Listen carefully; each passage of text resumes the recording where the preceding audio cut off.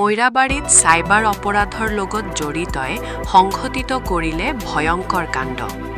হিন্দী চিনেমাৰ কায়দাৰে মুখত কলা কাপোৰ পিন্ধি ঘৰ ভাঙি লণ্ডভণ্ড কৰি পৰিয়ালক হত্যাৰ চেষ্টা।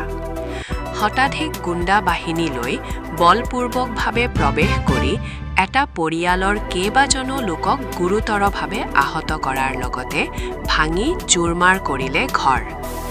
আঘাতপ্ৰাপ্ত লোকসভাল ক্ৰমে সুমাইয়া ইয়াছমিন, দিলদাৰ হুছেইন, বাবুল আৰু অন্যান্য। অভিযোগ অনুসৰি মাটি সংক্ৰান্তীয় এটি বিবাদৰ বাবে মোছাদ্দিক, মুস্তাফিজুৰ আৰু জলিলৰ নেতৃত্বত এটি গুণ্ডা বাহিনীয়ে বাবুল আৰু তেওঁৰ পৰিয়ালৰ গৃহত বলপূৰ্বক প্ৰৱেশ কৰি ঘৰ ভাঙি লণ্ডভণ্ড কৰাৰ লগতে মহিলা, পুৰুষ আৰু শিশুসকলকো আহত কৰে। ইতিমধ্যে মৈৰাবাৰী আৰক্ষীয়ে ঘটনাস্থলীত উপস্থিত হৈ জলিল নামৰ অভিযুক্তজনক আটক কৰি ঘটনা সন্দৰ্ভত তদন্ত আৰম্ভ কৰিছে।